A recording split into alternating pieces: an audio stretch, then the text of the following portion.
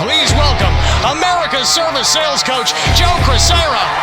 Welcome to the Service MVP Podcast, the show that helps home service professionals master high-value sales, build stronger client relationships, and grow their business like never before.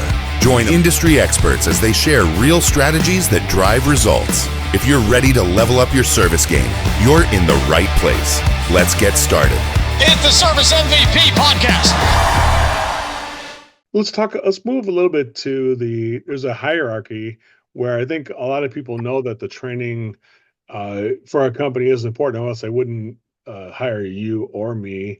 But there's, I think there's a great majority of people who don't think that they just try and hire an experienced guy and say, he's got his own training. What do I need to train him? He's already got 20 years of experience and things like that. So what do you say to, I see there's a vast majority, honestly. There's only about, I'd say 5% of the contractors who really say, hey, we need something to be done on a full-time basis where our people are trained every day in a way that the training is something that is, you're going to take a portion of your day. Remember Stephen Covey said to sharpen that saw to stay sharp when you go out and do like batting practice before you hit in the game, or you're going to be in that layup line in basketball, or to get yourself warmed up for the game. Not just warmed up, but to get yourself sharp for the game here. Could you speak to those 95% of the people out there that think that, people already know what they're doing? Why do I have to train an experienced guy? What would you say to them? What would you say to an owner who is not participating in some kind of a training activity to help his team? I think the first thing I would ask, and I would say it directly and respectfully, is who do you want to be? Like, who do you want to be? Do you want to be the person that helps your people grow? Because ultimately helping them will help you.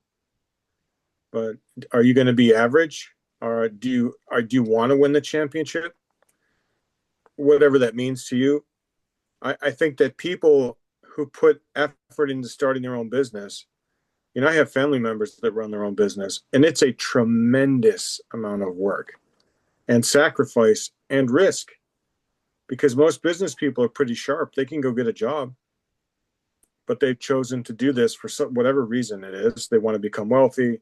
They want the freedom to be their own boss. They want to make the decisions. They want to be the leader. They want to inspire others.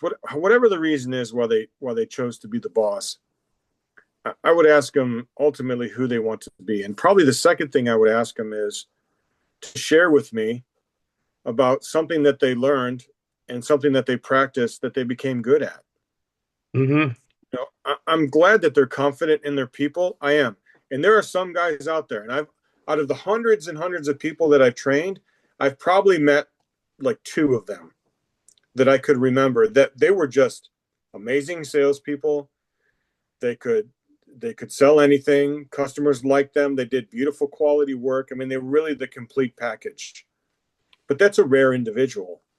And so I think the owner should really consider whether making a small investment to train somebody, it could dynamically impact that person's work life, their family, and really the quality of the business in the end of the day. So I would ask them what their goal is, who they want to be. I mean, there's a lot of competition out there, and you have to differentiate yourself from the competition somehow. And that guy in the truck, or the lady in the truck, the service technician, they have to be a little bit different than the competition.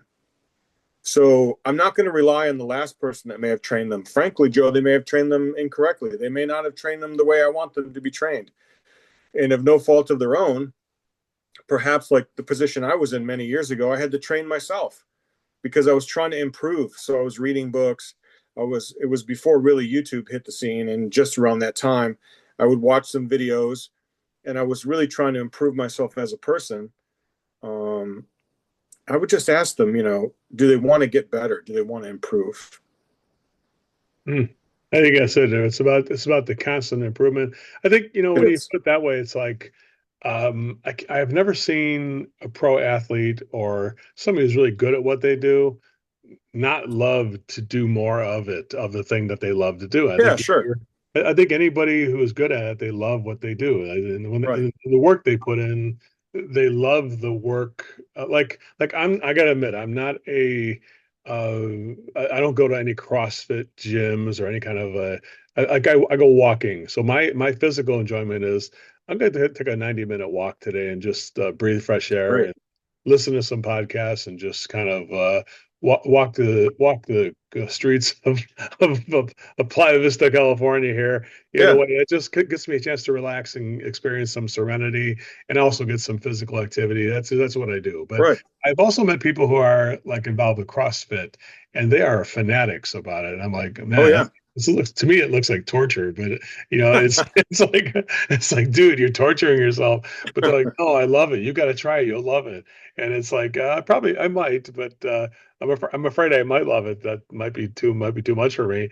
But they have to. I think that's the thing about it. The people who are good at something, they love to work on it over. So I guess it could tell you that when you're interviewing an applicant for a job or you're getting a new coworker into your company, that if they don't love the training or don't love to do something to get excellent at the thing they do, that they probably don't love it. Does that make sense? And that is it really possible to do a job in service if you don't really love the service in a way, Nick? I think you can do it, but you can only fake it for so long. Like it's like any relationship, like the old days. You date someone for like a couple years, then you get married, and the real them pops out. And Hmm. and it's what I was told one time: what you like about your fiance, you'll love about her later. But Hmm. what you don't like about her now, it'll drive you crazy later because you can't escape it, right? So just like my dad said, wherever you go, there you are. So I hope, yeah, I really hope that they want to help people.